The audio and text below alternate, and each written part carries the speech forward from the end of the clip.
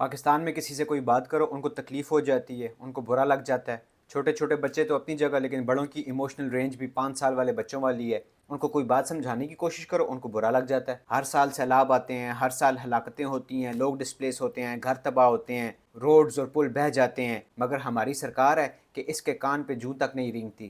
ان کی شاہ خرچیوں کے لیے اور ایوارڈز کے لیے اور تمغے لگانے کے لیے ملک میں بہت پیسہ ہے، لیکن جب کلائمیٹ اڈیپٹیبلٹی اور سسٹینیبلٹی کی بات آتی ہے تو کوئی کام نہیں نظر آتا، کوئی ایکشن ہوتا ہوا نظر نہیں آتا۔ کلائمیٹ چینج کا مسئلہ دنیا کے اندر ایک ہنگامی صورت اختیار کر چکا ہے۔ دنیا بہت تیزی سے اس پہ کام کر رہی ہے، اس میں انویسٹ کر رہی ہے، اس میں ریسرچ کر رہی ہے اور اس کے مطابق ایکشنز لے رہی ہے تاکہ وہ اپنے آپ کو کلائمیٹ چینج کے لیے تیار کر سکیں۔ پاکستان کا global greenhouse gas emissions کے اندر صرف 1% کنٹریبیوشن ہے، لیکن پاکستان کلائمیٹ ولنریبلٹی میں 5ویں نمبر پہ آتا ہے۔ ایز ایکسپیکٹڈ دنیا کی اچھی چیزوں میں پاکستان سب سے نیچے ہوتا ہے اور دنیا کی سب سے خطرناک اور بری چیزوں میں پاکستان ٹاپ 5 میں آتا ہے۔ کلائمیٹ چینج ولنریبلٹی کا بھی یہی حال ہے۔ 1950 کے بعد سے لے کر آج تک پاکستان کے اندر ہر 3 سال میں آن ایوریج ایک سیلاب ضرور آیا ہے۔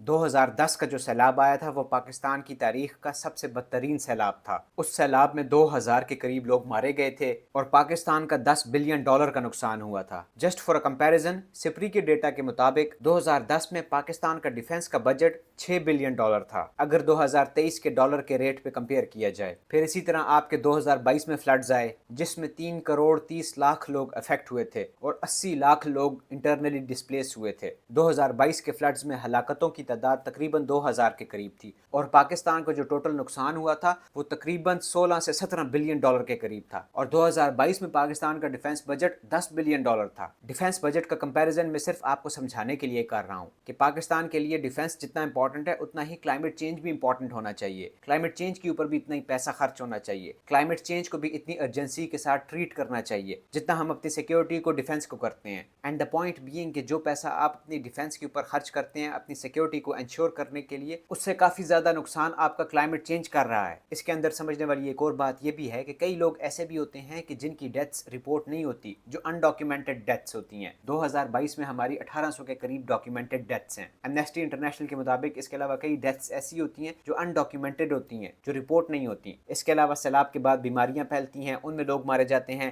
ہیٹ سٹروکس میں لوگ مارے جاتے ہیں، اور جو نیچرل ہیزرڈز ہیں اس طرح کے ان میں بھی لوگ مارے جاتے ہیں۔ اور یہ سارے جو نیچرل ہیزرڈز ہیں ان کا کاز کلائمیٹ چینج ہے، لیکن یہ جو باقی نیچرل ہیزرڈز سے ہونے والی ڈیتھس ہیں ان کو ہم اتنا امپورٹنس نہیں دیتے، ان کو ہم سمجھنے کی کوشش نہیں کرتے۔ لیکن اگر ایک براڈر فریم ورک کے اندر دیکھا جائے تو یہ سارے مسئلے کلائمیٹ چینج سے جڑے ہیں، اور پاکستان کو کلائمیٹ چینج کے لیے اپنے آپ کو تیار کرنا ہوگا، اس پہ انویسٹ کرنا ہوگا، اس میں پیسہ خرچ کرنا ہوگا۔ نسٹ کی ایک اسٹڈی یہ بھی کہتی ہے کہ پاکستان کے اندر پروونشل لیول کے اوپر ارلی وارننگ سسٹمز کے اندر ویمن کو انٹیگریٹ نہیں کیا گیا۔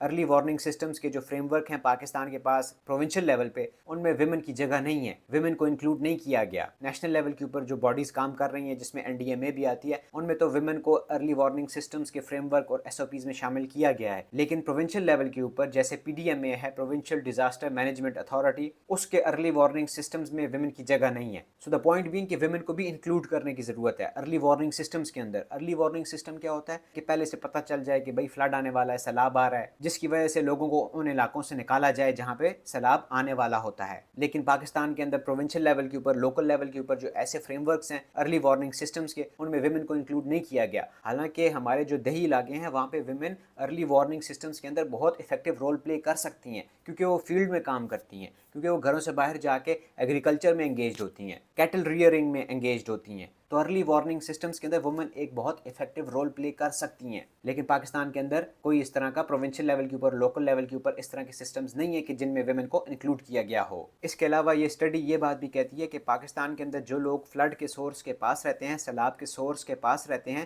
ان کے اندر رسک کی پرسیپشن کافی کم ہوتی ہے as compare to those people جو اس سورس سے بہت دور رہتے ہیں۔ یہ بات میری سمجھ میں بھی نہیں آئی کہ ایسا انڈائریکٹ ریلیشن شپ کیوں ہے، بٹ یہ اسٹڈی یہی بات کہتی ہے۔ آلدو پاکستان کے اندر فلڈس کے اوپر، نیچرل ڈیزاسٹرز کے اوپر بہت اسٹڈی ہو رہی ہے، ریسرچ ہو رہی ہے، اکیڈیمک انسٹیٹیوشنز اس پہ کام کر رہے ہیں، لیکن ان کا کوئی output in terms of actual policy نظر نہیں آ رہا in terms of climate adaptation by the government. اس کی بنیادی وجہ ہے، وہ وجہ کیا ہے کہ ہمارے جو پالیسی میکرز ہیں وہ ریسرچ کو پڑھتے ہی کہاں ہیں، انہوں نے آج تک ریسرچ پہ توجہ دی ہوتی تو کوئی وہ اچھی پالیسی بنا سکتے. ان کو آپس میں لڑنے سے کوئی فرصت ہو تو وہ کوئی اچھا کام کریں, وہ کلائمیٹ کے اوپر کام کریں, وہ پاورٹی کے اوپر کام کریں, یا وہ کوئی اور ڈیولپمنٹ کے کام کریں. پاکستان آج تک اپنا پولیٹیکل مسئلہ تو حل کر نہیں پایا, تو وہ اپنے باقی مسائل کیسے حل کرے گا؟ The whole world is writing about climate change, talking about climate change, researching in climate change, investing in climate change, and trying to build strong sustainable communities to fight climate change. لیکن ہمارا پاکستانیوں کا مسئلہ کیا ہے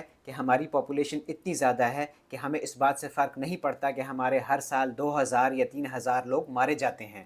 ہمیں پیسے بھی آسانی سے قرض پہ مل جاتے ہیں, اور اکنامک لاسز پہ تو آج تک ہم نے ویسے بھی کوئی توجہ نہیں دی. پاکستانیوں کی پالیسی ویسے بھی بہت آسان ہے, ایاز کی ٹوپی محمود کے سر, ادھر سے لو ادھر دے دو, ادھر سے لو ادھر دے دو. اینڈ دین اگین ان کی ایموشنل رینج بھی 5 سال کے بچے والی ہے. ان کو کوئی بات سمجھاؤ تو ان کا موڈ بن جاتا ہے. پاکستانیوں کو لگتا ہے کہ دنیا کے اندر سوچنے اور سمجھنے کی صلاحیت صرف ان کے پاس ہے, ان کے علاوہ تو کوئی اور بندہ ان کو آ کے کوئی بات سمجھا نہیں سکتا, کوئی بتا نہیں سکتا. ان کو ایسا لگتا ہے کہ ان سے اچھا سوچ ہی کوئی نہیں سکتا. ہمارے لیڈرز اور اسٹیبلشمنٹ آپس کی لڑائیوں سے باہر آئیں تو کسی مسئلے پہ توجہ دیں. ایک صاحب جیل میں بیٹھے ہیں خفا ہو کے, دوسرے باہر ہیں جو کہتے ہیں معافی مانگو, اور باقی سب بیٹھ کے دیکھ رہے ہیں کہ ہو کیا رہا ہے. اس سے ہمیں یہ سمجھ آتی ہے کہ پاکستانیز ایک کبوتر ہیں اور کلائمیٹ چینج بلی ہے. جس طرح کبوتر اگر بلی کو دیکھ کے آنکھیں بند کر لے تو اس کی بچت نہیں ہو سکتی, اسی طرح اگر پاکستانیز کلائمیٹ چینج کے سامنے اپنی آنکھیں بند کر لیں گے تو ان کی بچت نہیں ہوگی. Nature is going to exact its revenge on the ill prepared.